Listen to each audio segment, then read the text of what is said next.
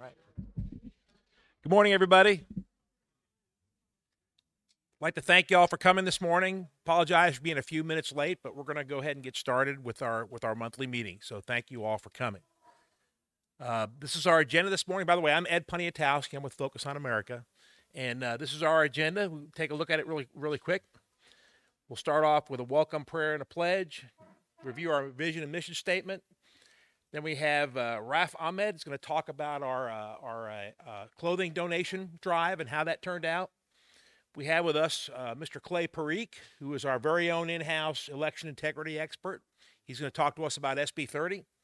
And then we have Sarah Ann, who's going to talk to us about our tribute to Mr. Gary Cooper. And finally, Rebecca Rogers, our fearless leader, who will talk about the topic of today, which is the HMPV virus update and how we detox in the new year. I know I need a bunch of detox after the New Year's. And then we'll have some fellowship and we'll conclude the meeting. So, right now, if you all would stand up with me and we'll say a quick prayer and then we'll do the Pledge of Allegiance. Heavenly Father, we thank you for bringing us all here together. We pray that as we start this new year, your hand guides our leadership, especially our president-elect and his administration. We ask that you continue to guide all of us, including those we elect, both locally, regionally, and nationally, to do what they're supposed to do your will, and to do what is best for their constituents. We pray for everybody to remain safe in this new year and prosper. And in Jesus' name, we give you thanks. Amen. If you all join me in the Pledge of Allegiance. I pledge allegiance to the flag of the United States of America and to the republic for which it stands, one nation under God, indivisible, with liberty and justice for all. Thank you. Please take your seats. Can you hear me? I guess I'm not talking closely enough. Okay. All right. So we've done that. Let's go ahead and go to the next slide. And here, once again, just for a quick review, is our vision and mission statements. I'm not going to read them. I'll just let everybody take a look at them for about a minute.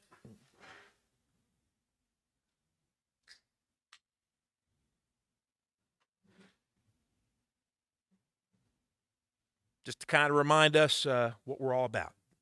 All right, next slide. Okay, I'd like to introduce Mr. Raf Ahmed. I'm sorry, Raf. I got it wrong. I apologize. And he's going to talk to us about the clothing drive and the results. There you go. All right. Good morning. Can everyone hear me? Yeah. Good morning, everyone, and great to be here with y'all. I've been involved with FOA for a little less than a year now, so it's been a real blessing to be a part of this, and been a blessing to be a part of this. Y'all donated a bunch of clothing items and toys and all sorts of other items back in November, and so on December 7th, which, is kind of a day of infamy in American history, but it became a day of blessing for these people in Western North Carolina. I took this stuff up there, and to my friend there, Dave Gillespie, you see him in the left there with his wife, Irvina, and they came down in their vehicle and transferred. We met outside of Knoxville, and my son and I transferred this stuff into their vehicle, and then they've trucked it on back to Burnsville, North Carolina. And, as you know, that part of North Carolina was severely affected by Hurricane Helene, and a lot of people, there still are a lot of very needy people there to this day. And I talked to Dave this morning and I asked him, what's the disposition of the items we gave? And he said, most of them have been donated to people, especially to some low-income families and other people in severe need there. So I just wanted to thank you all so much for being so generous and donating all this stuff, and it's been a real blessing to these people. You can see on the right here, this is the van full of stuff that we took up. We threw in a few extra things in addition to the items that you brought. We got some propane heaters, and then there was another fella that came with his wife and donated some stuff also, and to send back. So just want to thank you so much.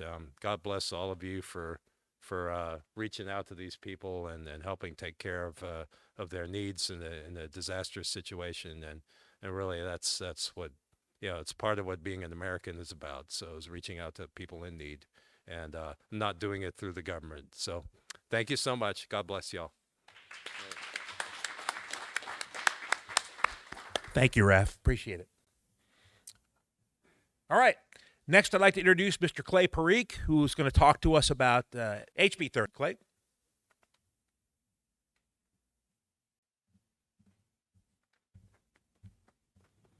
All right. Can everybody hear me? All right. So HB 30, getting introduced into the Alabama House and Senate. And all I can tell you is I was trying to get Dan to throw up a picture of a puppy or a baby and a puppy because it's nothing more than another warm and fuzzy. It does nothing, absolutely nothing as far as election integrity, a sound, solid audit of any type, let alone of an election. And I just want to say this too, because also there is nothing in it that says about further investigation or anything. It's sort of like, what was that, the Senate bill for the COVID stuff about people's rights, or that had no teeth in it whatsoever. It was just something to pass to make you think they cared about you. So I do want to go over some of the things that stood out for me to tell you that it's very lacking. Here's the thing. The chief election official in each county in Alabama is the probate judge, right? Everyone knows that? Yes. All right. So the judge of probate in each county shall order. So they're basically telling the probate judge, right, that he is going to audit the election that he just supervised and oversaw. So what that's like is, hey, you just ran this, you're auditing your checkbook, and I want you to tell me whether it's good, bad, or indifferent, right? I mean, this is the craziness that it is. Here's the thing. One precinct from a countywide or statewide race, right? It doesn't say both. It says or. Other things. Excluding absentee and provisional ballots. So, if you vote and there's votes from a precinct and they were absentee, right, and they had to be mailed in, or there were some provisional ballots, you're not even going to look at those for that race. That is not a complete audit. I've already stated on the or, they keep telling you whether it's a state or countywide. Now, here's the thing. The judge of probate at noon on the second Friday after the election, right? They're giving time for everything to do and whether it's lesser, so that's after. All right, that's 2 weeks after the election's over for the 1%. That's when they'll shall select the date and time and place to conduct the audit. Then they have basically 30 days to do the audit on a race. Now, it is in there that the probate judge can have more than do more than one race. But again, if you're going to have to pull people together 2 weeks after the election's over, when they're trying to get back to regular business, and whether they're going to audit anything is whether it's going to work or not. All right. All right. Here's another one that just stands out to me. The probate judge shall appoint the inspector, right? This is a whole other thing because the canvassing board will select the race, the county canvass board will select the race and all that, but the judge, again, gets the lead inspector. All right? Other things that stand out, along with any other necessary election materials, including electronic data. Could somebody please raise their hand and tell me what election materials they would be talking about are included for an audit? Any electronic data? Anyone? Guarantee you, anybody else across the state is not going to know that answer, to include the people that work with the election stuff all the time. Are they talking about the system logs from the tabulators? Are we talking about the reports that they never give to the citizens of Alabama when they're requested via public record? Are we talking about ballot images as the great state of Georgia is running a shadow dog and pony show up front by the Secretary of State's office?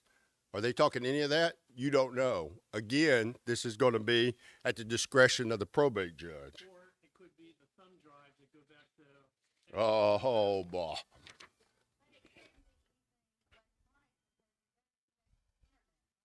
Well, no, we're talking about files, so it could be. So almost there. Almost there.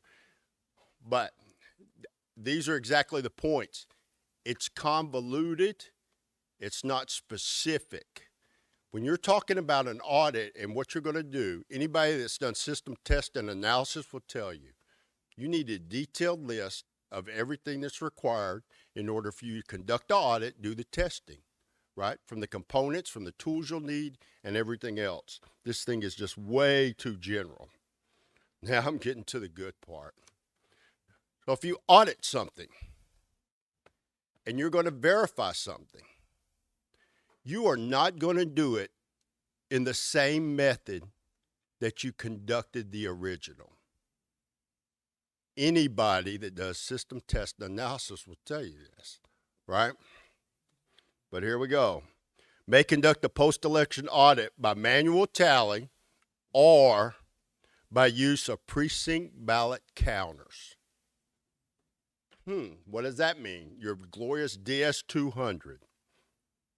Now, the other big thing that I wanted to point out is, too, the Secretary of State may adopt rules and prescribe forms to implement this section, right? So before I get back on the tabulators and all the technical stuff with that, they're creating a law, this House audit, but now you're giving one individual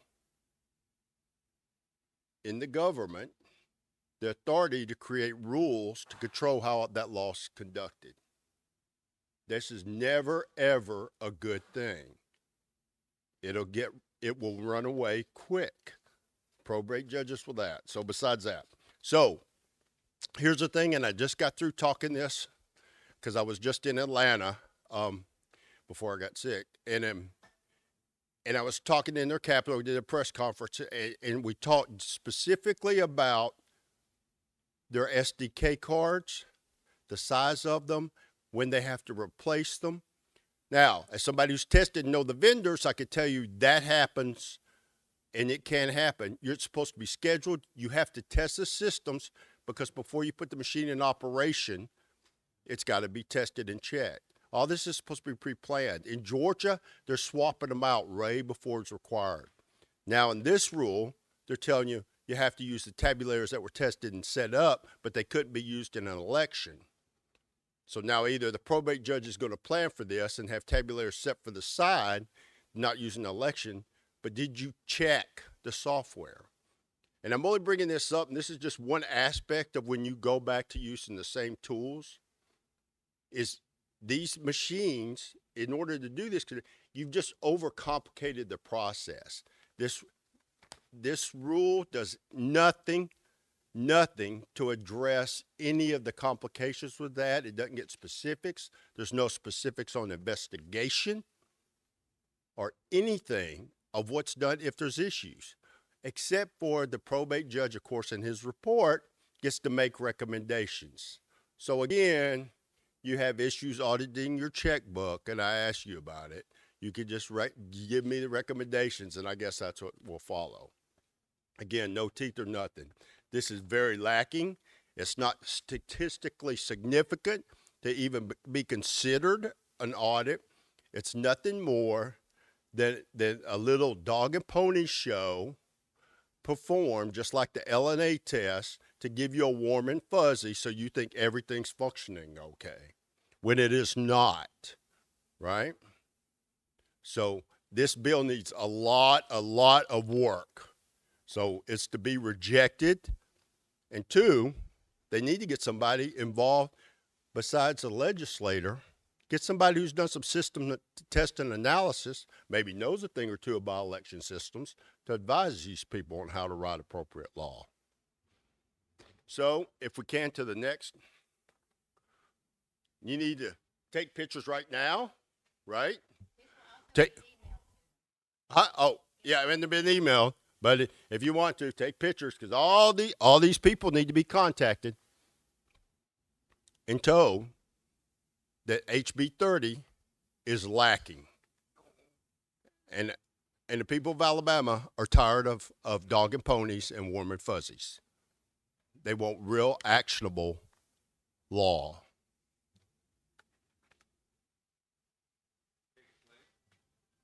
Would it be okay for us to tell these people, hey, we want to push for paper ballots?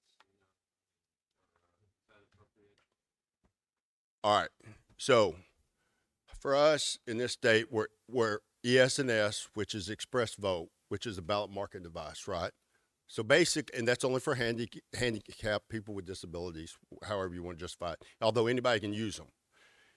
In Georgia, they have ICXs because they're Dominion. They have the ballot marking by devices, and they get a QR code printed, right? And they keep saying paper. We have paper ballots. The only thing is, and this thing specifies that the sheriff has to turn over the ballots for the inspection team. But again, the paper ballots are useless if they go into the machine unless you get the system logs, the ballot images from the election and at the time. And I'm not going to get into the Georgia stuff, but to say paper ballots is not enough, people. We have paper ballots. Machines count them, or supposedly count them. Yes, we want manually counted. This legislation, okay. That was my question. Because Thank if you. you start chasing squirrels, Right. they have chased squirrels. Yeah. Yeah. Because I get what you're saying. Because to me, if this thing, when it said manually tally, all right, we're good. But then I saw and then I saw the tabulation machines, right?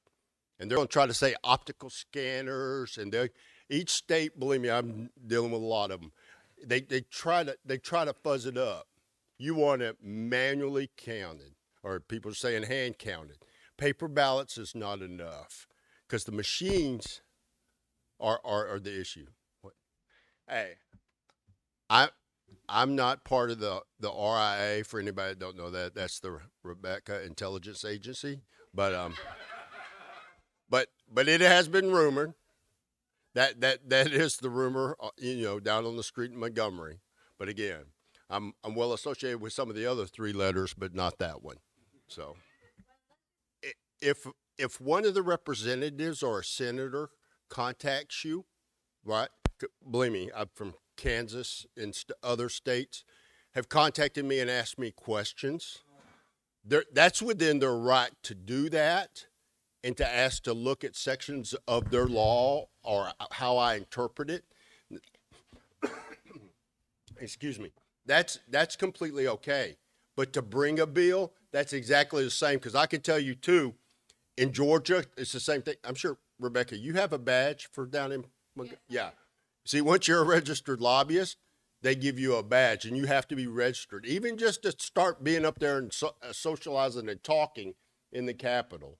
And believe me, and so that's the thing, and that's nearly in every state they have that rule. You have to pay for it. Right. Quarterly report. Yeah. And then the representative, even if you're in their district, but you're representing a group of people or you're an attorney, that person is now not a registered lobbyist, but they presented this bill. So here's what I want to state. Please let everybody know to contact these people and stop this. Because look, I'm all for an audit bill, but I want it to mean something. I don't want it to be another con job or be another piece of stupid Alabama law that means nothing. And believe me, I've read the Alabama Code in 1975, specifically on all the election stuff. You want the laws that you're to live by to mean something and be something. We don't want to waste our time, I don't care how much it costs. It could cost $50 or $5,000 to do these audits. If they're not accomplishing anything, don't waste my money, right? And it's your money, and you got to understand that. They don't make anything. There's only one reference back to any other Alabama code, and that's on how to pay the workers for the audit. There's no other references to the equipment or anything else that's to be used. And I can tell you, if you read enough election law across different states, you're going to see in their law, the law may be short and general, but there'll be reference to other points that'll tell you about what equipment is, what electronic data is. It'll point you to a glossary so you know, right? And it will tell you what files are what. There's nothing like that in here. It's thrown in here so something can get passed. Somebody can wave a flag and say, look what I did. We now have an audit law. Pat on my back, right? And it does absolutely nothing. So anyway, let's move her on, right? Right.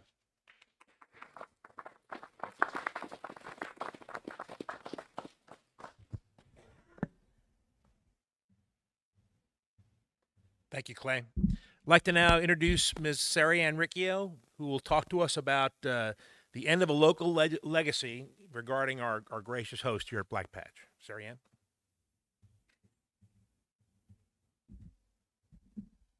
All right, can you hear me? Okay. I don't want to yell either. I have a loud voice anyway. So I just want to take a minute and say thank you to Gary, who has opened his doors to us when it was completely politically incorrect to do so.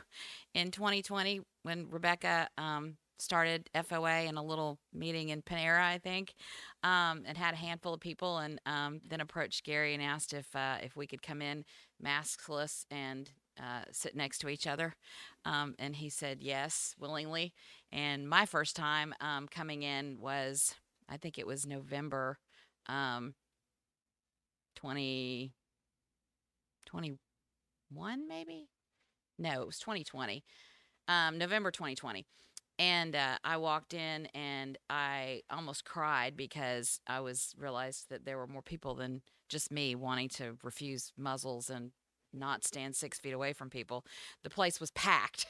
It was standing room only, and it was amazing. So we wish Gary the absolute best in his ventures going forward. I know he's looking forward to a little retirement, but we are very, very thankful for having you giving us the opportunity to meet and to talk about the things that are going on politically and to be able to bond together and do the things that we're doing in the community. And we're thankful for Gary for allowing us the space in which to do that. So thank you, Gary, very, very much.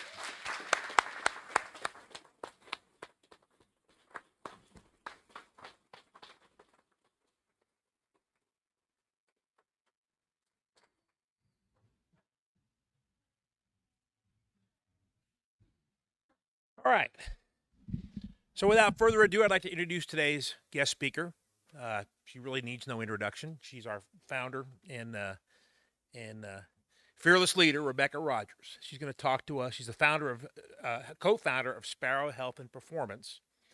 And she believes in the body's innate ability to heal when given the proper tools and conditions. She's going to separate facts from fads and talk about some cutting-edge strategies that you can use to unlock the powers of self-healing and detoxification. So, without further ado, Rebecca.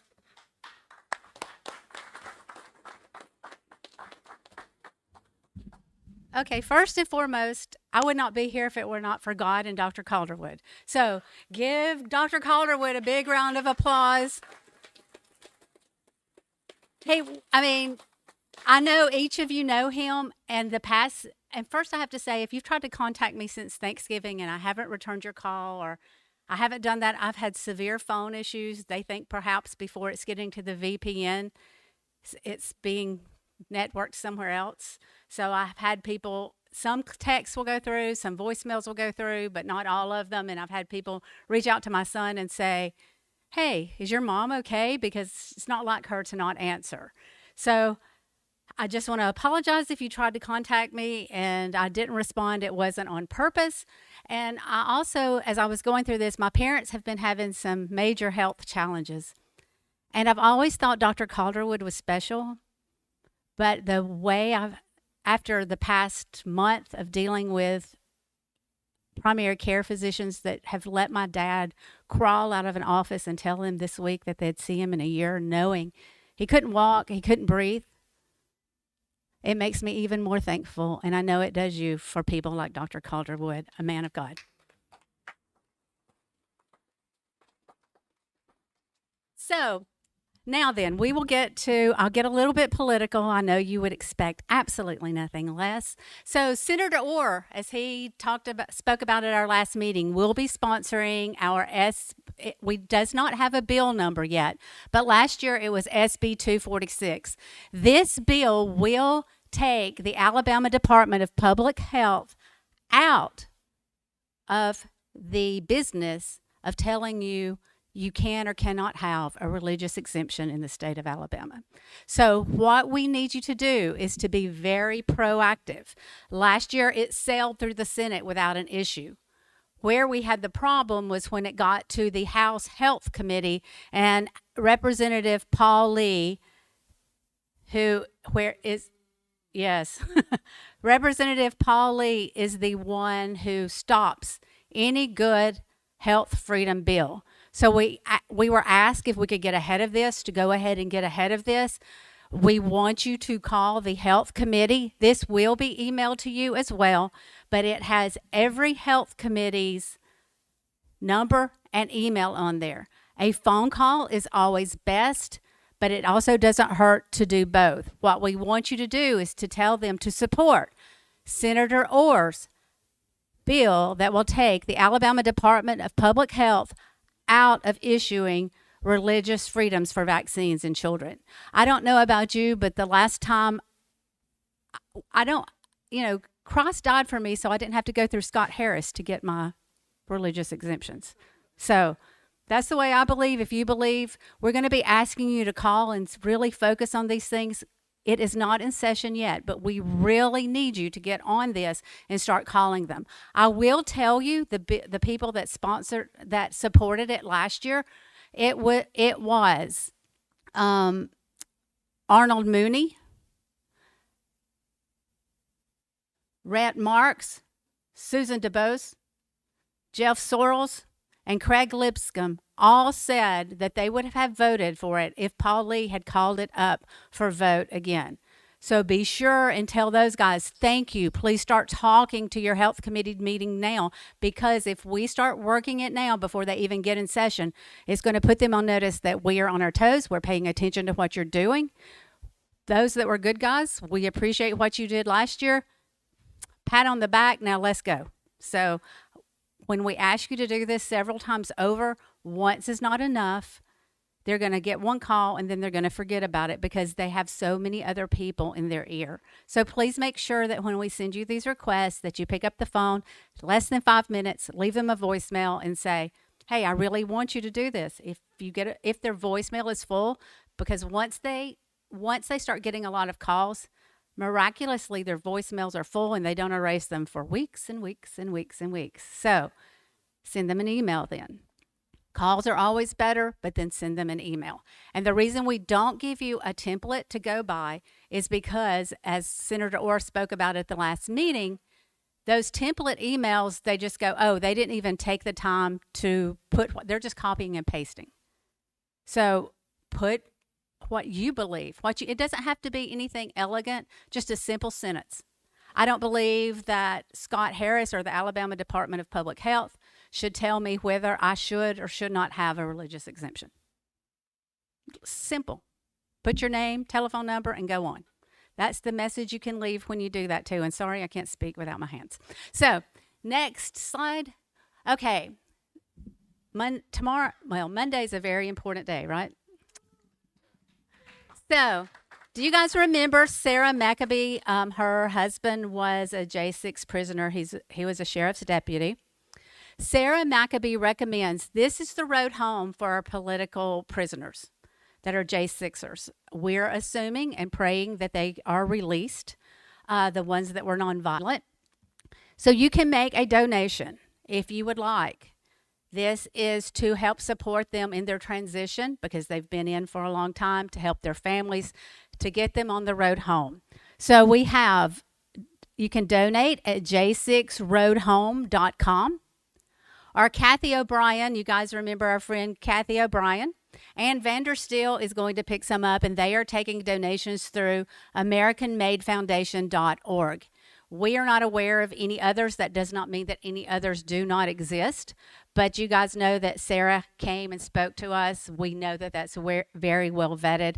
She texted to me again last night. Just wanted to see if you guys if you want to make any donations to help those families, that's the place you can go do it. Next slide. All right, so now we're going to talk about, anybody want to take a guess other than Dan what this is? Dr. Connerwood. He said it's a wonderful probiotic, a beneficial bacteria. So this is something that we all hear probiotics, and probiotics are good. You take and you guys submitted what you wanted me to talk about. I couldn't get to everything because number one, you'd be totally bored of me. And secondly, I can't stand up here that long and be still. So we will get to the others at a later time, but these are the topics you guys submitted. So this is what we're going to speak about. So this is a probiotic strand. Now, probiotics, everybody has heard about probiotics, right? How many of you are taking a probiotic? Raise your hand. How many of you have been taking that same probiotic for longer than 30 days? Okay. The purpose of you taking a probiotic is so that you can diversify your gut bacteria, correct? So if you keep taking the same probiotic over and over and over, are you diversifying? But that's something we're not taught. So yes, probiotics are good, but we need a diverse gut colony to be effective and to fight the things that we need to fight. So let's go to the next slide. Oh, sorry. Here it is. Oh, I was going to show that to him when I got it. Okay. Dan was kind enough to bring me some examples that he had already researched and had done on, so I can actually show you. So Lactobacillus reuteri is a probiotic bacterium. So it is helpful for various health benefits. There are many, many strands, and each strain has a different purpose and a different potential application. Next slide. These are the commonly studied strains of this that we're speaking about today. So the DSM 17938, this is widely used in research in probiotic products. It's been shown to be effective in reducing inflammation, improving gut health, and preventing infections, something that we all deal with. The other one is ATCC PTA 4659. It's also well studied, and it's associated with reducing colic and diarrhea in infants and the general population. Now, if you turn around and you look at the back of your probiotics, it typically does not give you the identification of what you're taking. It'll just be lumped in there as one single one. So if you're wanting it for a particular purpose, how do you know which one to take? If it doesn't identify. In the United States, it's not required for the probiotic to be identified. The first one that we just spoke about, the 17938 and the 4659, until about 18 months ago, was not available in the United States. So where do you get it if it's so beneficial? And why did it take so long when it was available in Europe? Well, it has been very helpful in people who have autoimmune. I don't love all the ingredients in it, but it is very specific about what it tells you what strains are in there. It is only available on Amazon. I typically say stay away from Amazon. You don't know what you're getting, but this one has been checked out. This is the only one that identifies and has the top two in it. It is called BioGaia Gastrus. It has a blue label. It is a chewable. BioGaia. And it's for optimal gut health. It's very good for people who have autoimmune. It's also very good for general inflammation. And why don't we already have it in our body? Well, we're going to get to that about the toxins in just a little bit. But people who are vaginally birthed tend to have more of it than those who are cesarean birth. breastfed babies have more of it than formula-fed babies. There was a great study that was done with the microbiome study, and it showed that less than 1% of those that they tested, and they tested a lot, actually have this in their gut already. So it's very important that we supplement when appropriate, in the appropriate way, with an appropriate probiotic with this strain. The others that are listed here has been found to be beneficial for oral health, reducing plaque and gingivitis. It's R2LC. I've not found that one yet in the U.S. It doesn't mean it doesn't exist. I just haven't found it. And then we have CRL 1098. It's known for its ability to produce vitamin B12, which is essential for maintaining good health. Most of us are not absorbing our vitamin B12 or many of our vitamins anyway. So how many of you are familiar with the MTHFR genetic mutation? Well, Bob is. He says it's the bad word, mutation. What? Yes, and you can get it from either your mother or father or both. It affects how you detox. You cannot detox well if you have this genetic mutation. You do not process your B vitamins very well. You can have reproductive issues, heart palpitations, naturally higher cholesterol, anxiety, brain fog. All of those things are directly related to MTHFR genetic mutation and several other things. So that's also another reason for those of us. I have the 677, one single variant, and it would be good for me to take that particular one. So next slide. Other notable strains are 3625. It's been shown to have antimicrobial properties against harmful bacteria. 1563F is effective in improving your gut barrier and reducing leaky gut syndrome. How many of you know what a leaky gut is? How many of you have a leaky gut? Okay.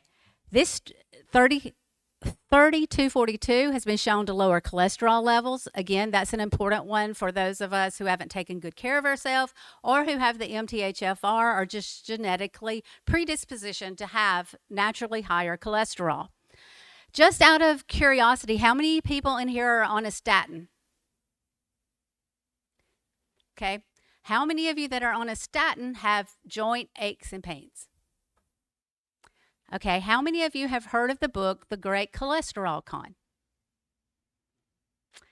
If you're interested in reading that, I'm not mean to be promoting Amazon, but it's not available locally. It's The Great Cholesterol Con. Will talk to you about statins and how, in their opinion, I am not a doctor. This is not medical advice. It is not approved by the FDA, blah, blah, blah, blah, blah, blah, blah. So, with that being said, well, I have to say that. Somebody will record it and send it and say, but with that, it'll tell you how, in their opinion, you're more than likely to die from the cholesterol medicine than you are from the cholesterol. And it gives you parameters under those certain circumstances. And Clay's back there nodding his head. So he must have had experience. So just do your homework like on anything else. Be sure and do your homework. Make sure you have informed consent in whatever it is you're taking. Okay, next let's go back a second. This is the other probiotic. It's lactobacillus is the same one. And Dan brought this one, and it does not have, as an example, it's that strain, but it's the general strain, and it does not tell you what numbers it is. So that gives you an example. If you're looking for something specific, right now the only one I know of that's very specific is the BioGaia, the BioGaia, and it is only available on Amazon and nowhere else in the U.S. right now. Yes. Did you? Okay. Well, he said it's available. Yes, Dr. Calderwood. He said he purchased it on eBay. Nattokinase, which not only should we be on to help destroy the spike protein that we're all being exposed to by those that are shedding it, but in a comparison study with simvastatin, which is a cholesterol statin medicine, it was better at reducing intimal plaque in the carotid arteries, meaning it was 3 times as good at cleaning out your arteries than a statin. So something to consider. I can send a link to that to Rebecca if anybody wants it, but it's a study that you might want to show your cardiologist. Thank you. And that's for those that are already on a statin, or maybe you have a loved one that's on a statin, because your brain needs fat to do its job. And if you will notice, I know correlation does not equal cause. However, with the introduction of statins, Alzheimer's and dementia rates also increased. So that's something we need to pay attention to. Right. They're also suggesting that since nattokinase also helps break down amyloid, that it may be very beneficial in Alzheimer's. She was just asking me what I meant by rotating nattokinase. I think it's best to rotate the fibrinolytic, proteolytic enzymes, nattokinase, lumbrokinase, and bromelain, serapeptase. If you take the same one all the time, your body can become more resistant to it and develop allergies. So I suggest rotating those. Anyway, that's what I mean. Thank you. And also, Dr. Calderwood prefers the fermented soy nattokinase from Japan. And if they will, it has to be from Japan, because otherwise you're just getting GMO soy. So how will you know if it has it in there? They will proudly tell you that that's what they're selling to notate the difference. So if it doesn't say, move on till you find another one. Right? BROMELIAN, bromelain, LAIN, and then lumbrokinase is LUMBROKINASE. Nattokinase is NATTOKINASE. And serapeptase is SERRAPEPTASE. Now that I've done my spelling, I've used it in a sentence. Do I win the spelling bee? He also said that if you have to stay on the statin, be sure you take CoQ10. So CoQ10 is going to protect your heart and help reduce some of the side effects of the statin. And you want to make sure that you get anything that you take, make sure that you get a good quality of it. And try to avoid made in China. Okay, next. Yes, Dan has something to say. He has a culture to make yogurt to get that. So if you want to see it, be sure and see Dan afterwards. Paul, are you coming to get the recipe? He stood up. Now he's going to kill me. Okay, so toxic as plutonium. Did you know? Processed meats such as bacon, hot dogs, and cold cuts are considered to be a level 1 carcinogen by the IARC. That's in the same category as cigarettes and plutonium. If you are a meat eater, then it's very important to put fresh, unprocessed, ideally organic meats into your body. You can get these from either butchers that you trust or your local farmers. So be sure that you get clean organic meat when you do that. It's not processed. You know what you're getting. It doesn't have unnecessary chemicals in it, and that's a different story than what you go to Publix or Kroger or Costco and buy. Next slide. So, did vaccines stop measles, whooping cough, and polio? Dr. Calderwood said no. How about the rest of you? So, in 1900, just over 13 out of 100,000 children died of measles. The measles vaccine was introduced in 1963, when the mortality rate had been reduced by 98.6%. So, what did the vaccine present? And I did this chart to make Bob feel better. So, if you can see, follow the graph, and these graphs are just over 13 out of 100,000 children died of measles in 1900. The measles vaccine was introduced in 1963, when the rate had already been reduced by 98.6%. So what did the measles vaccine prevent? That's not for discussion. You guys just submitted something for me to speak about. This is something for you to do your own research. We'll talk about it again at a later date. Next slide. So, what about whooping cough and polio? In 1926, whooping cough was 8.8 per 100,000 people. By 1946, the mortality rate dropped to 0.9 per 100,000 people. The pertussis vaccine wasn't introduced until the late 1940s. Notice a pattern here? The first polio vaccine, known as the Salk vaccine, came out in 1955.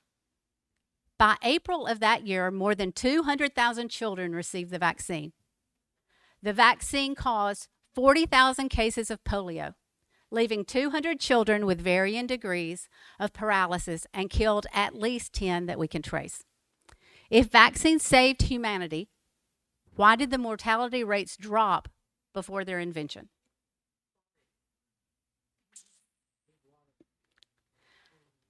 Polio has been renamed several things, according to some. So, how many of you have heard of some people having a virus or getting a vaccine and they're having some type of paralysis or something to that effect? Okay, so you've got Guillain-Barré syndrome, transverse myelitis, Coxsackie, multiple sclerosis, cerebral palsy, acute flaccid paralysis. That's just to name a few. So, are these forms of polio? I can't speak on that, but that's enough for you to go ahead and question some things of it being renamed. And it's too much for us to cover in one thing, but this is something to give you food for thought so you can go do your own research. And also here today with us, we have the National Vaccine Information Center.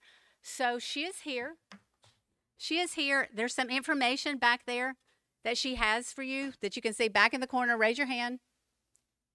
Okay, Allison is here, National Vaccine Information Center. She has some information that's free, but she also has some things that you can purchase. There's this book, this pamphlet right here is the Well Baby Handbook that every expectant mom parent should have to read. So she also has some books back there if you'd like to purchase those after our meeting. Allison is back there. She's very knowledgeable. She'll be happy to answer your questions. At least take the free stuff, get connected with Allison, and she can provide you more information, and we'll go over some others at a later date. All right, next slide. Do you have Turtles All the Way Down? Okay, but that's also available on Amazon. It is a very good book. It's called Turtles All the Way Down. Don't get it mistaken for an old film. It is a very good book, and it's called Turtles All the Way Down if you'd like to do some reading and be disturbed. Okay, just research the original author and be sure you get the right book. It's called Turtles All the Way Down. Okay, so now, yes, there's ways to do that. There's some that's developed specifically from those. Of course, talk to your pediatrician, which may or may not get you anywhere. But procolostrum, a very pure form of colostrum, is a very good source of probiotics. Sovereign Laboratories makes one that's in an infant. It's in a powder. You can add it to their formula. You can add it to your breast milk, anything like that. Procolostrum is also very good. It has the good antibodies in it, and it's the closest we've been able to find that test closest to mother's milk. Another thing, we have some things coming up that, how many of you drink your pet's raw colostrum? Raw milk. Okay, raw milk. How many of you get raw milk? Okay, for pet use, of course. So,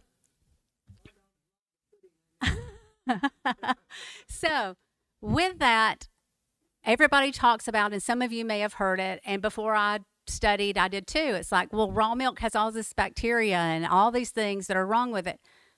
Raw milk has been around since Adam and Eve because moms have mother's milk. That's raw milk. Of course, you have to be clean. You have to do these things. But before you start writing that off, you always have to know your source.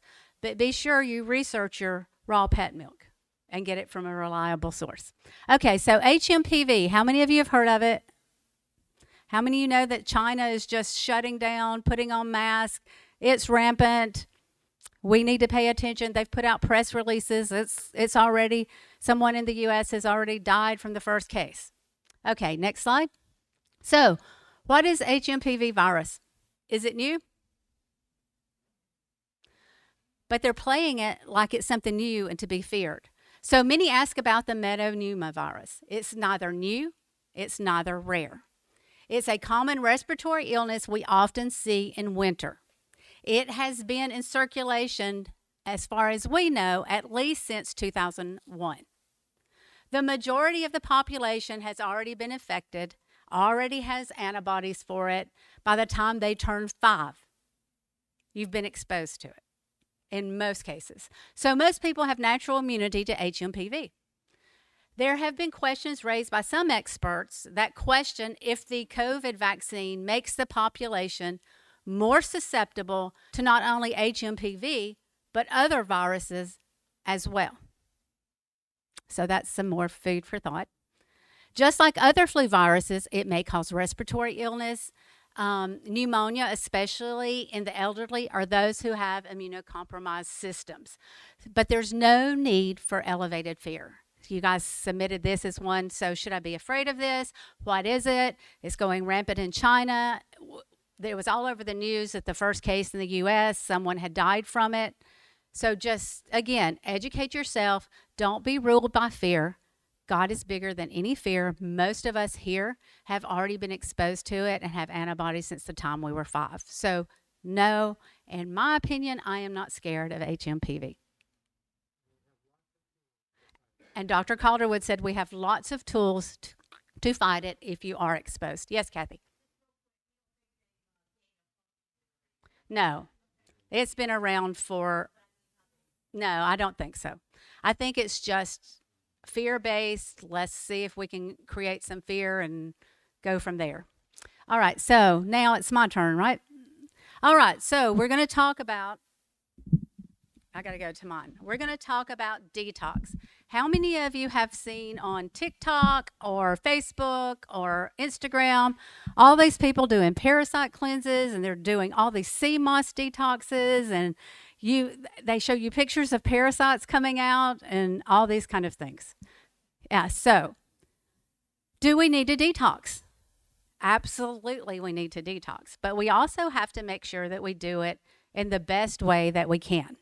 So today we're going to talk about our Push Catch Liver Detox Program. You're all here. We're all on a mission to improve our health. And today we'll be talking about a powerful program that has helped thousands of others achieve their highest health goals. So when you're going to start a detox, you want to make sure that everything is moving. So when you're moving, that means when you're putting things in, things are coming out. And if it is not moving, we need to address that issue, because if you stir up a lot of toxins and you're not getting them out of your body, then you're going to feel like poo. So if you're not pooing, you're going to feel like poo. Okay? So that's a nice way to put it. And then we're going to go to the next slide. Maybe. All right. So here, we're going to talk about, you'll learn about how we get exposed to toxins, how our bodies are supposed to detox, what kind of things can block this process, and what the solutions are. So hopefully you'll be equipped with tools and instructions you need to start your own detox experience, and it will be a good one. So next slide. I have to tell Dan because we don't have a clicker. So detoxification has been documented in the earliest human civilizations. Ayurveda, Native American, traditional Chinese medicine, and traditional herbal medicine. How many of you had grandmas like I did? And in the spring and in the summer, timed with the moons, whether you needed it or not, you got a big old dose of Fletcher Castoria. Okay, only 2, 3 of us. So 4 of us, okay. So my grandmother always said at the spring full moon and at the Indian moon, which is a full moon, and for those of you that don't know, parasites are most active during a full moon. That's why everybody seems to go crazy around the full moon. So twice a year, spring and harvest, you took this herbal concoction, whether you needed it or not, And that turns out they were so right. So when I was doing some studying and interning with Dr. Scott, we'll all of us have parasites, but we were talking about how to do a parasite cleanse. And he said, if you will time it to get started around a full moon, regardless of which full moon it is, the parasites are more active. So what you do is you will actually not eat carbs, starve the parasites prior to the 3 days prior to the full moon. Then the morning of the full moon, you'll drink about 4 ounces of juice. So you've starved those parasites. Then you give them some sugar and they come out in droves. Then you take something like wormwood or any parasitic, and guess what? While they're out there feasting on their little sugar treat that you've deprived them of for 3 days, it binds them and it takes them out of your system. Does that get all of them? No, but is that a good way to get started and boost your system? Yes. Was my grandmother doing that to me when I was little? Yes. And did I know? Absolutely not. But here we are today. Until someone else told me, I didn't really pay attention. So those are all things that's been in practice for years and years and years. And if your ancestors need regular detoxification, what does that mean for humans today? We're exposed to many more things, so it's more important. And this has been going on since the beginning of time. The Egyptians did huge, detoxes. So if they needed it then and they weren't exposed to the toxins we are, that means we need it even more so. So then we will go to the next slide. So what happened? Industrialization. It's a blessing and it's a curse. So today we're dealing with a whole different host of toxins than our ancestors did. And while the Industrial Revolution is hailed for bringing new efficiencies to production and manufacturing, its unforeseen circumstances have been made clear over the last 50 years, with over 84,000 chemicals in circulation, many of which have not yet been tested.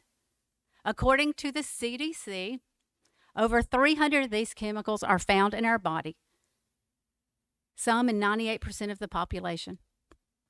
The toxin problem is not just isolated to the U.S., but consider somewhere millions of plastic waste become microplastics that are ingested, and they're found in fish and now found in humans. They have been tested even in our mother's milk. These are all linked to very serious health problems like heart disease, neurodegeneration, and infertility. Oh, I'm just a joy of information today. So, in 2021, a study of 109 chemicals tested for in pregnant women and their newborns, 55 of them were substances that have not been previously reported in people. So not only are these toxins passing from generation to the next, but more and more of them are increasing, making their way into our systems.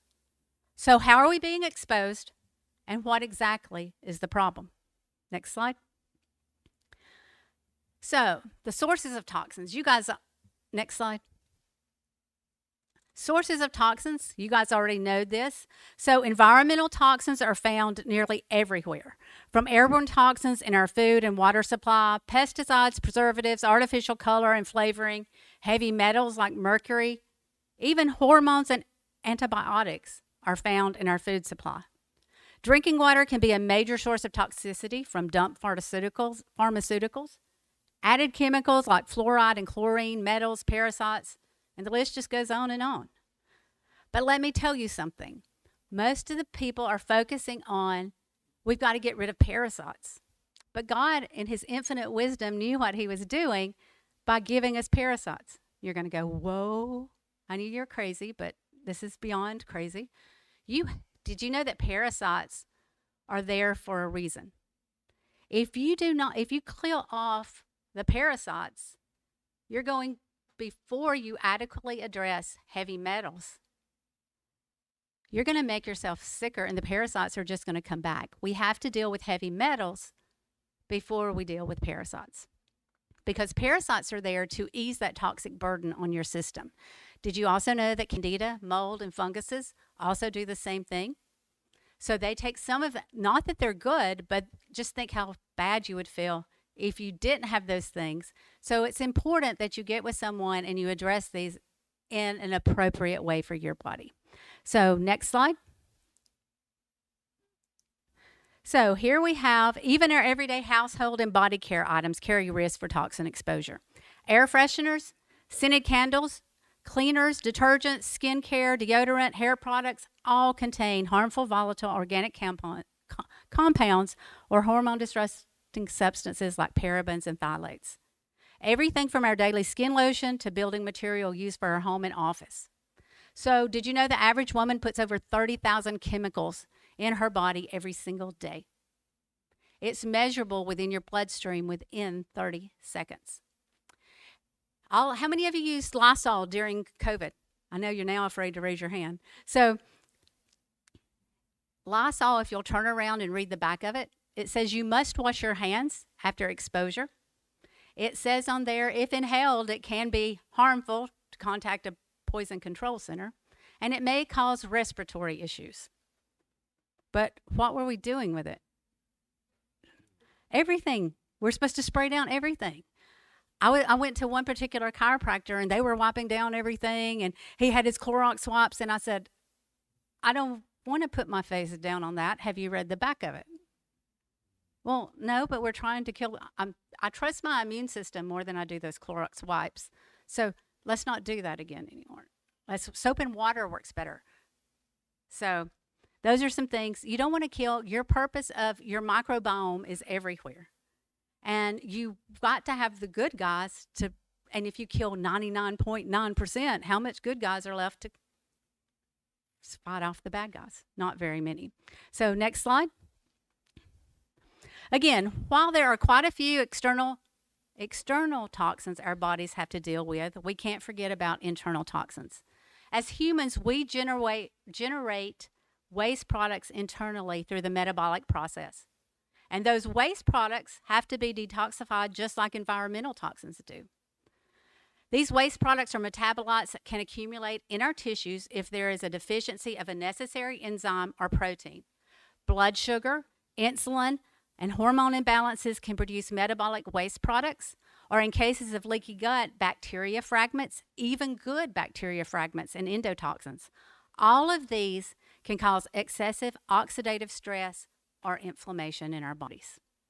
So you hear about people being estrogen dominant. You hear about people who have all these other things. Our body has to be able to detoxify from even the own things that our body it produces itself. So next slide.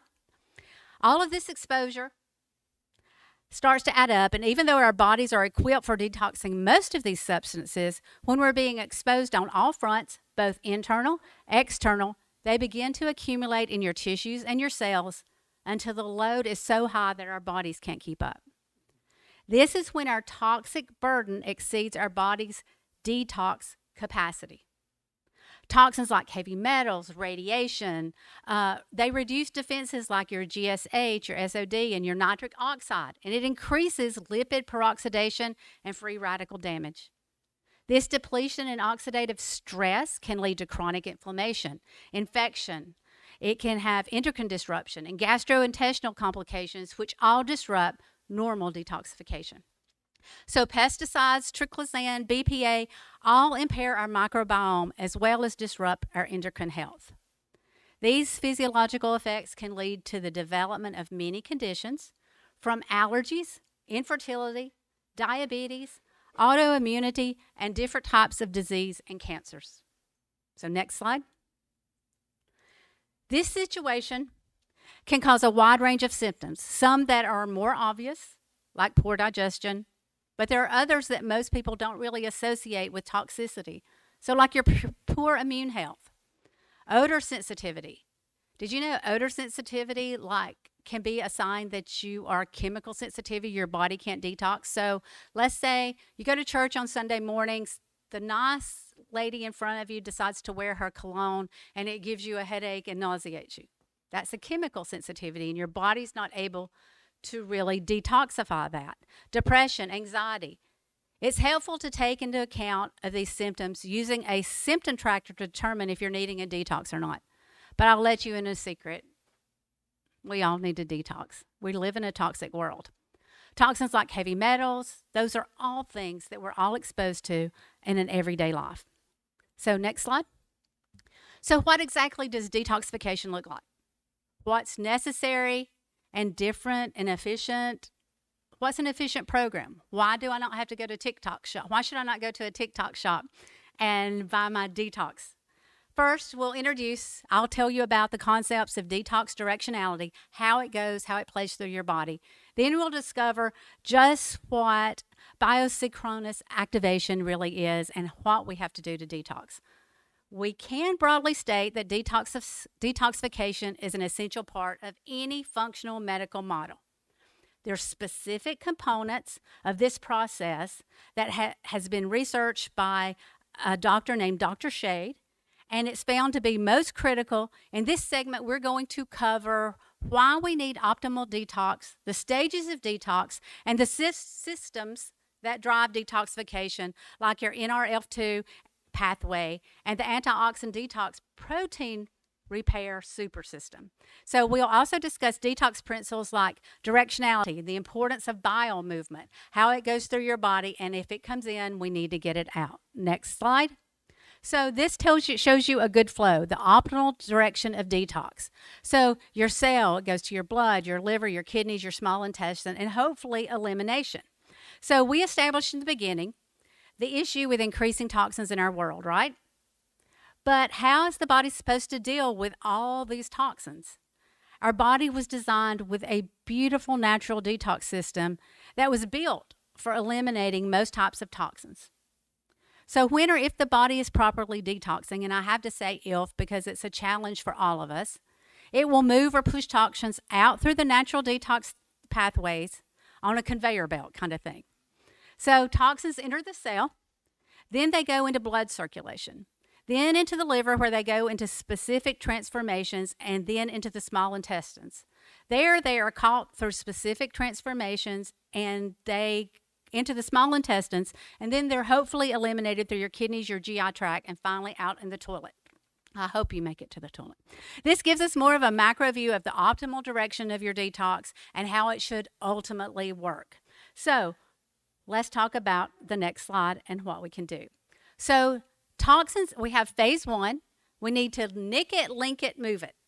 Okay? So toxins in our body must go through phases of detox in the cell, and each have distinct roles in this process. So in phase one, it activates the toxin. It makes it slightly more toxic. Well, you're going, ew, why do I want to activate a toxin? Well, that's why it's very important that you don't do an unsupervised detox. That's why you don't start killing off things until your body's able to eliminate them. And then phase two conjugates the toxin, which means it links it together with a substance. So if any of you have heard about binders, that's where it takes it up and it links it to another substance. This phase is very, very important because it makes the toxin less harmful and transform it in to become a water soluble, thus easier to move to phase three, which transport of toxins for elimination. And after activating, conjugating, which means link it up, we want to move it out of the body. So next slide. If we move in a little closer in the liver, we get an idea of this directionality. So you see this over here. We get an idea of a more micro and on a cellular level. When we see the toxins passed into the blood, into the cell, going through phase one, but in order for the toxin to be properly processed, we need adequate support for phase two and three. One way to support these phases of detox is to turn out what's called the NRF2 switch. This is a central regulator that's responsible for carrying out the phases of detox that are present in order to progress to phase three. These toxins are carried out of that cell, through the bile tree, and out through the GI tract. Now that's nice and clean, keeps our toxic burden low, and it's very well managed. But unfortunately, there are many ways that this process can be blocked or disturbed. So now we're going to talk about that. So, whoops, wrong one. Okay, so here we are. So what can block detox and the direction that we just spoke about? In a perfect world, we're going to want to go in that direction. How many of us live in a perfect world? Not very many of us. If you do, will you please send me an invitation? Okay, so it's quite a list of conditions that are very common in our population today. Endotoxemia, for instance, is when extra fragments of bacteria make their way into our bloodstream, often through a leaky gut lining, and it causes damage to organs like our liver. Many people today are experiencing chronic inflammation and excessive toxic burden. And this can block your detox along with infection, your gut microbial imbalance, which is when bile is or cholestasis, when your bile is stagnant and not carrying out toxins properly. This condition can often result in gallstones, fatty liver, so nutrient deficiencies, epigenetic variables, hormone imbalances, and even just age can all impair our detoxification process. So cholestasis can occur through various mechanisms, from estrogen dominance that we just spoke about, inflammation, pregnancy, endotoxin, even epigenetics. Phosphatidylcholine comprises over 90% of our total bile phospholipids. And you have to have adequate phosphatidylcholine. It's estimated that over 80% of the population is deficient in phosphatidylcholine. Deficient phosphatidylcholine promotes cholesterol crystallization, gallstone formation, and damage in the bile stream. Phosphatidylcholine, as well as bitter herbs, helps ensure healthy bile flow. So how many of you order, when you go out to a restaurant, you order a drink? Okay, when you order a drink and you take that drink before your food comes, you're having a great time, what are you doing besides making the restaurant money? You're slowing your digestion process because what? Oh, Kathy said she was making her date look better, but it actually, digestion starts in your mouth. Remember Pavlov's dogs, how they would start salivating by the time they rung the bell? Well, your digestion begins in your mouth. And if you dilute that, you're slowing your digestion and causing other issues. So next we'll go to, what does this blockage look like in the cell? If the bile's stagnant, those toxins will get stuck in the cell. To protect and save the cell, the body will push them back out the way they came in. Well, we don't want them to go out the way they came in. But this effectively pushes the toxins back out into the blood to be recirculated, which will cause inflammation. So we are now creating the perfect storm and just causing a cycle of inflammation of toxins that our body can't get rid of. So next slide. So again, we're going to see how all this matters. You see phase 1, phase 2, phase 3, and how they all work together. So with this, the absorption of toxins in the GI is meant to prevent recirculation of toxins. These requirements are met with just 2 simple products: liver sauce and Ultra Bonder. 2 products. You don't need anything else. It doesn't have to be really expensive. You don't have to go see a special doctor to do this. This is something that you can do on your own. Talk to your doctor if you need to, but these are things that are not real extensive. It will get you moving in the right direction so that if you go see someone or you decide to go to a next level of detox, you have your liver in a better place so that it can begin to heal. So with that, you can see, next slide, toxic cycle of infection, inflammation, and toxicity. And until we're able to completely break that cycle, we just keep doing a vicious circle of inflammation, more inflammation, more inflammation, more inflammation, until we have a label of something that we don't really want. With this, it can be chronic fatigue syndrome, fibromyalgia, Alzheimer's, Hashimoto's, MCAS, and various mental disorders. All these things are meant to do their job, but we block them from doing it by what we eat, what we drink, and the environmental toxins that we are exposed to. So next slide. How do you break the cycle? Well, I just told you it's a step 2 detox process. The liver sauce is a really, really good. I studied a lot of traditional Chinese medicine, and it has some really good traditional Chinese medicine herbs in it. So I'm going to talk to you about this on, we'll go next slide. And then this tells you what it works. So liver sauce provides the push of toxins out of the cells into circulation. And then we go where once it's put in there, the liver sauce is going to push it into the GI tract. Then you're going to take your binder and it's going to go, whoop, we're going to take you, bad guys, and we're going to flush you down the toilet. So it's going to take it, push it out of the cell, bind it up, put it in the toilet. Okay?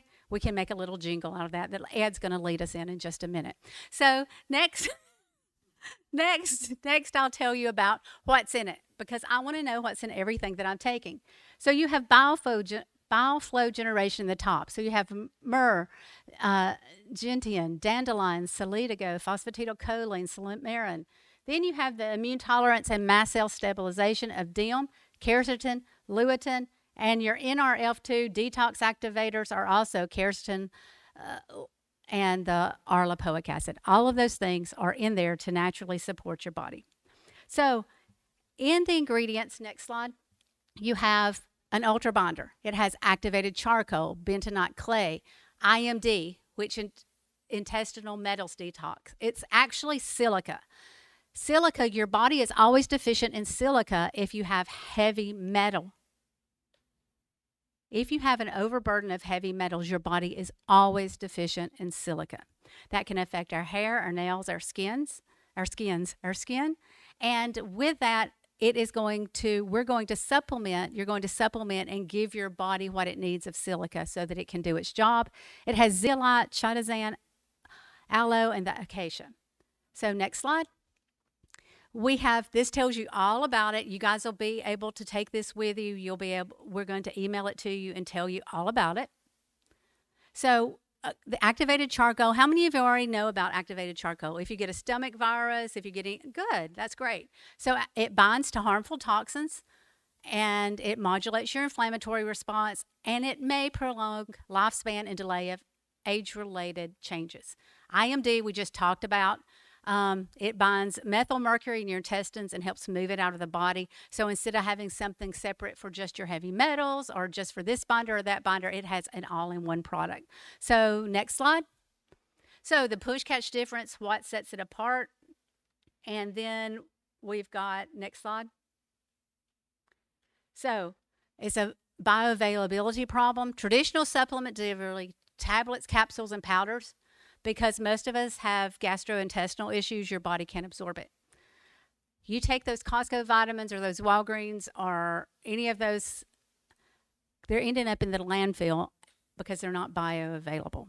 Most of them are made in China and there's no regulations on what they're made.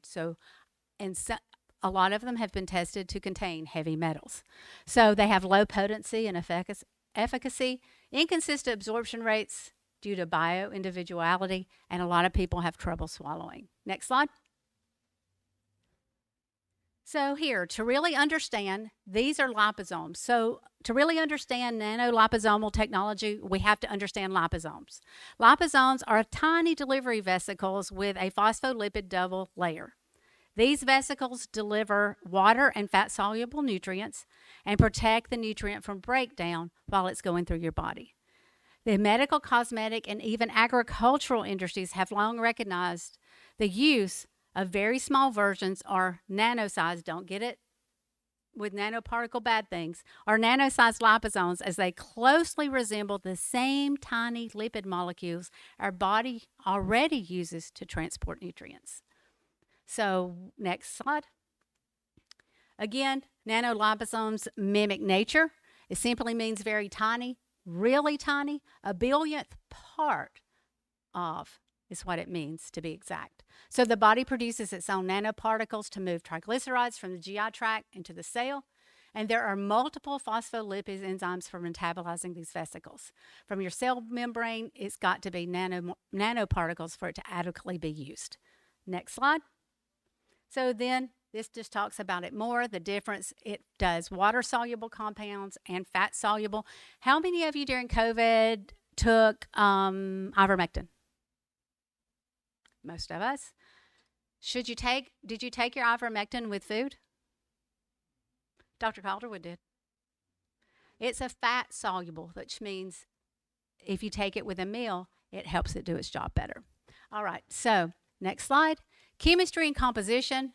It talks about that, how it's highly purified phosphatidylcholine, and some things, whether we've been vaccine injured, whether we're just having immune compromised. phosphatidylcholine is one of the few things that has been shown to actually bind microplastics. And I found that very, very interesting when I read that study. So next, this again talks about it, how it works. Next slide. Greater availability, greater potential. And it talks about nutritional ketosis and how it flatlines that and how it works on the timeline there. Again, this chart was just for Bob's purpose. The rest of us don't care. Then the next of it, the power of push catch. I've listed the study details. You guys will get this in your email. Tiffany will get this emailed out to you. 9 in 12 patients had improvement in gallstone size. 3 of 12 patients had complete elimination of gallstones. 70%. 5% of patients showed improvement of biliary sludge. 82% of patients showed improvements in their liver tissue just by doing a simple liver detox. Next. If you don't have a gallbladder, then it's more important that we make sure that you detoxify right, because you're missing a step in there, like me. I wish I had known this before I had sludge. So, can you do this? Yes, you can do this. This one is not overly hard. I'm not telling you to cut out every single thing that you eat, though if you ask me, I'll be happy to tell you what to cut out to eat. And then push catch, that's a 2-step detox. Choose a schedule of 5 days on, 2 days off, or 10 days on, 4 days off.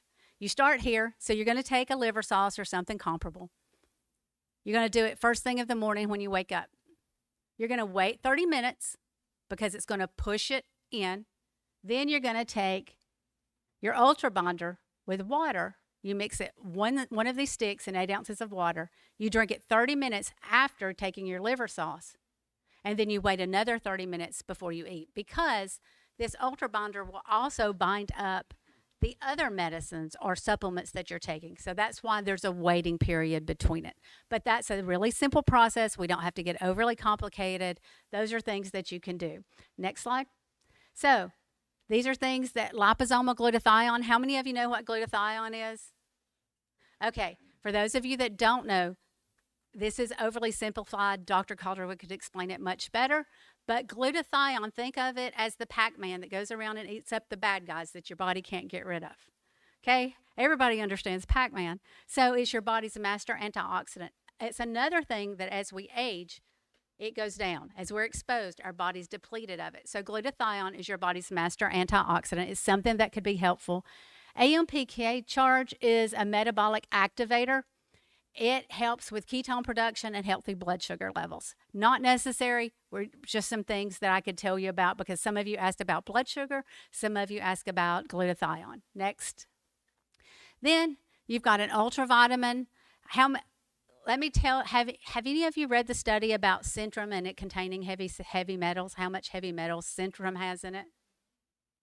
Centrum has a lot of heavy metals in it. So I would rather you not take anything than to ingest more heavy metals thinking you're doing your body good. Okay, and then minerals. Before, when I spoke and you guys were kind enough to listen to me jabber on, we talked about minerals. So if you drink filtered water, if you were here for that discussion, you will remember that if you drink filtered water and it takes the minerals out of it, then you become the rock. When you drink your filtered water, then it depletes your body of the minerals that you do have in it. So we've got to replenish those. And this one is a really good product. It's catalyzed mineral complex. It does have some shilajit in it, some other things like that. It does have copper, zinc. So if you happen to get a mineral that has copper and zinc in it, and it causes you stomach upset, then divide the dose. If it continues, then be sure you take it with food, because copper and zinc can cause tummy issues. Next. All right, so we can get you started. All of you should have a sheet, or most of you should have a sheet that talks about your toxic burden. You can take that with you, fill it out, see if you think you really need it. I don't need it. It's just there for you to evaluate yourself. Also, if you're interested in any of the products or help like that, then we'll be happy to help you. You can see Sarah Ann or Tiffany, there's a folder over there that they can help you with. But does anybody, I'm sorry I bored you with a lot of details, but you guys asked for it. So next time, I know you won't ask. Any other questions or anything that you'd like to cover? Dan. Okay, he asked if it was true, and I know he knows the answer to this, but if it's true that vegetable oil is bad for you and can cause leaky gut syndrome. Absolutely. There is all your seed oils, avoid seed oils. Those are terrible for you as well. Seed oils would be like, canola oil, sunflower seed. If you use highly processed, it's bad. But if you use it as it was originally, sesame oil, if you use it like it was originally used in Asia, it's okay. But all the highly processed oils, you don't want canola oil, you don't want corn oil, you don't want your healthiest, yeah. So Crisco, which I grew up on, is all soybean. So use ghee, use grass-fed butter, olive oil, coconut oil. Those are all good, healthy source. Avocado oil. If you're going to use high heat, use avocado oil. Yes, it can cause leaky gut. One thing you need to be aware of, and I wasn't aware of it until this past week, and it really ticked me off because I've been dealing back and forth with my parents and taking them to the doctor's appointments and those kind of things. So I had bought these organic, everything in them organic chicken tenders that I could pop in the toaster oven real easy, and it was something I didn't have to think about. Paid extra for them, thought they were great. Did you know that in the US now, it can be labeled organic, and what it is fried in is not listed on the ingredients? So I was eating seed oil and it not on the label. So one thing you can be prepared for is to go to Seed Oil Scout. They're doing a certification process to certify foods seed oil free, including those that they are cooked in that they do not have to make you aware of for an organic product. Personally, I don't think I should have to certify food the way God intended. I think they should have to certify all the chemicals and label those instead of the other way around. Any other questions? He's bringing a microphone. Yeah. It's on? Okay. Do you feel that fasting plays a role in detoxing of our bodies? Absolutely. When we first started our health journey, we went on a 5-day fast. And when we first started, we didn't even do a water fast. We just removed solid foods. And at that time, we were doing a study and we found that just a little bit of coffee to help with some things. So we did just 2 ounces of coffee. We did some juices, and that's all we did for 5 days. Then we slowly introduced food. And when we talk to people about intermittent fasting, there are different ways to do intermittent fasting, and different body types go in different ways. So you can do intermittent fasting. Some people, for example, if you're trying to get your adrenals reset, fasting is not necessarily, in some studies, the best for you.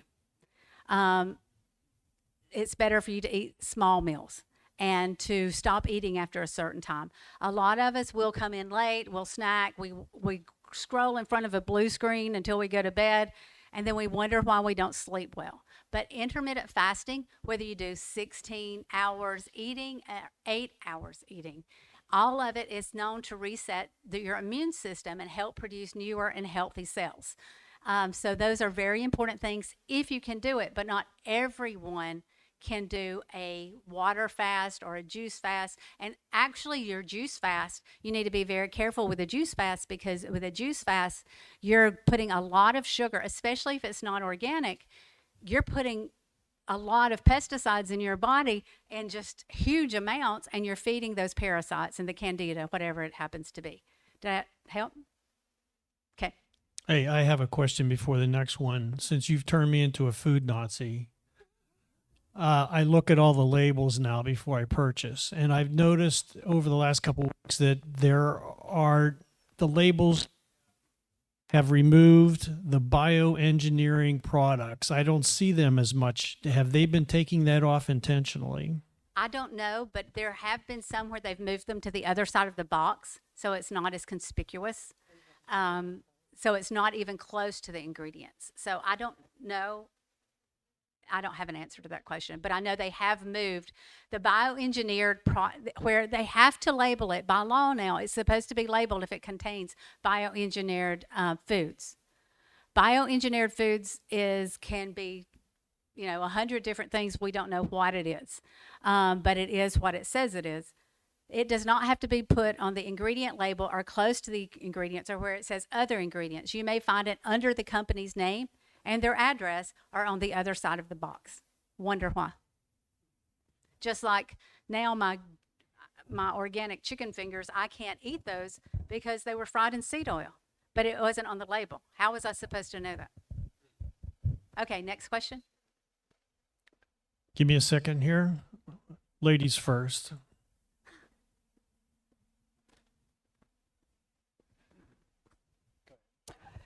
Hi, thank you. Two questions. One is when you go to the doctor for the annual and blood test, is there anything you should be asking for them to put into the blood looking for it so we know more about what you need to do? First and foremost, if the doctor's checking your thyroid, a TSH level by itself doesn't really tell us anything. So you need to get a full panel.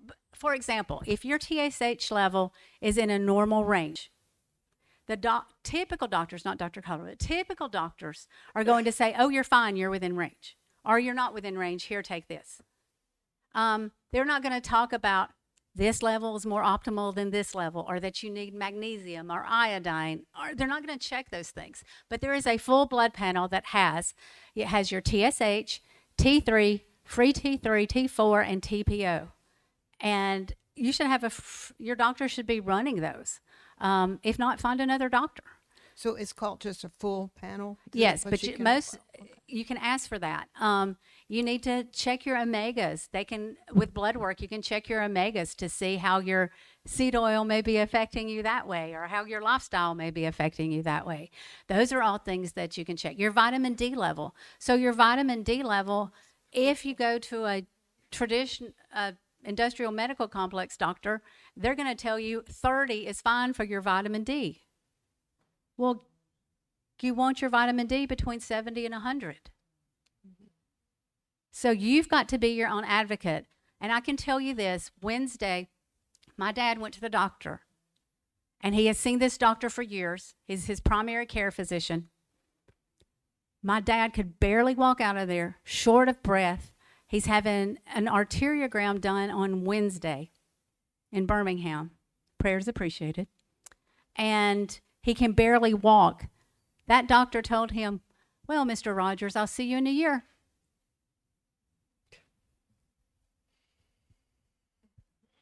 If you don't speak up. If you feel like something isn't right, speak up. If you can't do it, call me and I'll speak for you. I mean, don't dare go into the hospital unless you have an advocate, and don't be afraid to ask questions.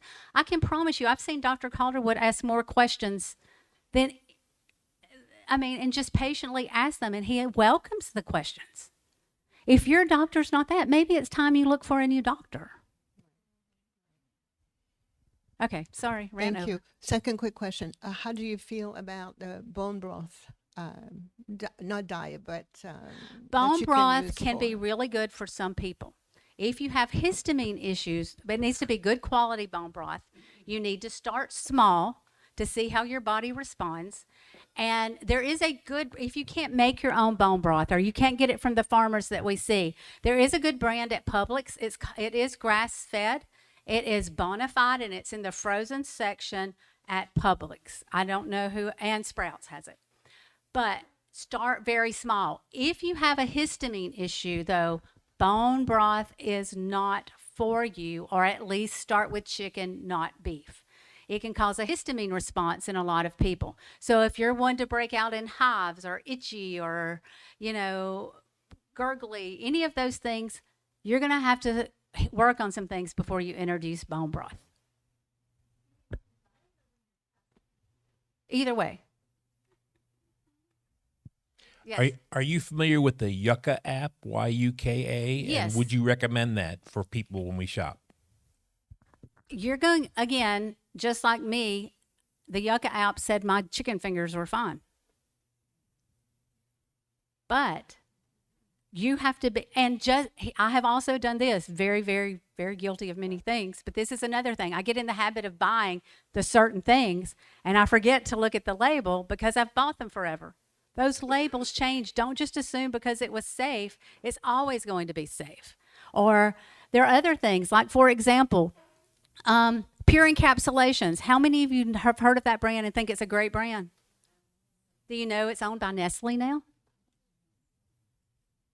Do you trust them to keep the same quality? I don't.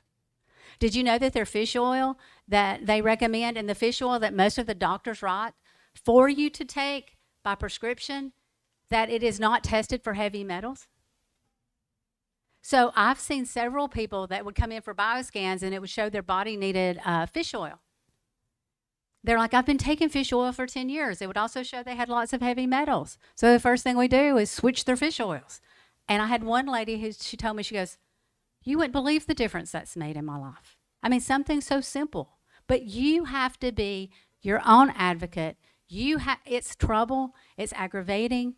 I know it takes effort, but unless you want to accept the poison that you're being fed, all the detoxes in the world are not going to help you if you don't do your part. And I said I wouldn't tell you what to eat, but there I kind of did. Anything else? Okay. You a while ago you were talking about asking people if they ordered a drink with their dinner. Does that also include water drinking? Yes, water slows your digestion. I'm not saying I'll have but there again, most places I don't trust their water if I'm eating out, so I'm not going to drink their water. I'll bring in my own water until I got kicked out of the restaurant because I thought this could be vodka. And I was at Hound and Harvest. By the way, Hound and Harvest now cooks everything in seed oil. And I thought that was a good option. They're also the ones that wouldn't let me bring in my water and thought I could be drinking vodka. So they saved me from eating seed oil. So water slows your diet, especially cold water. Try to avoid anything 30 minutes prior. It just slows that digestive process. So two things I found very fascinating with your sharing is when you talked about the cycles, the spring and the fall. Yes. So I just wanted to share this because this is something that I'm learning in my journey, is, when you talked about the cycles and, coming from Indian background, we have that, like, our grandmothers would give us castor oil. Yes. But what is even more fascinating for me is when I'm diving into scripture, we are studying right now in our church the Jewish roots of our faith. Yes. And I'm understanding the cycles and the feasts. Yes. And, in Hebrew, the word is moedim, and God put the sun and the stars in the sky. And he talks about in Genesis that when he put them to mark days and seasons. The word is moedim, is seasons, and it calls that moedim, the word translated as appointed times. And he tells them to celebrate these feasts for all generations, right? And I've been studying into our church history and understanding why we don't celebrate them. It's been a very fascinating journey, but they all revolve around the cycle of the moon. And if you look at the biblical calendar, there's significance about the moon and the seasons, and there are feasts in the Bible which God tells us to celebrate, which are in the spring and in the fall. So when you were sharing that, it makes me now think of wanting to go back and to reflect on that, because God put those seasons for a specific reason.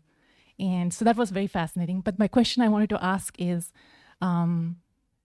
when you do the detox, is there a way to figure out what your toxic burden or your oxidative stress is before, and then to see what happens after you do this and to see how you there are some, measure but unfortunately, some of them aren't very good measures. It's very hard on some of them. And Dr. Calder could speak better to this, but there are things like an Oligo scan that you could test your vitamins and minerals, your heavy metal burden. And don't be discouraged if you find you're doing a detox and they increase before they go back down, because it may be pulling it out of your organs instead of, because it may not just be, this is a good starting point, but this isn't the end all be all of everything that you do. So it may it may look worse on something like an Oligo scan where it tests your tissue. It may look worse before it gets better, but that doesn't mean it's getting worse. It means it's potentially pulling it out of the organs and making it so your body can eliminate it. Are we done? Okay, so now we will go to next meeting. This will be our last meeting with Gary. I'm sad, but be sure you buy him out before you leave. And then also our next meeting, our regularly scheduled meeting, is scheduled for February the 15th. That's, I almost said Halloween weekend, Valentine's weekend. So, men, you have just a few weeks to prepare. I told you now. Would you rather have it by show of hands on the 15th or push it off to the next weekend to the 22nd? Everybody in favor of the 22nd, raise your hand. Okay, everybody in favor of the 15th? Okay. So, all of those who don't care? Okay. We will let you know the date. We will also let you know the location in our email. Tiffany will get all this together. It's all together. She'll email it out to you. And if you want to talk to someone who's really smart and knows their stuff, speak with Dr. Calderwood. Don't forget Allison. She is such an advocate and has so much information. Don't forget our J6ers if you'd like to donate to that. And pray. And let us know if you need anything. If you have questions about what we talked about on the detox, we do have a sheet where you can get the products if you decide you want them. They ship for free and there's no tax. You also get a detox product guide. But if you have any questions, just let us know and we'll be happy to help you. Thank you for coming.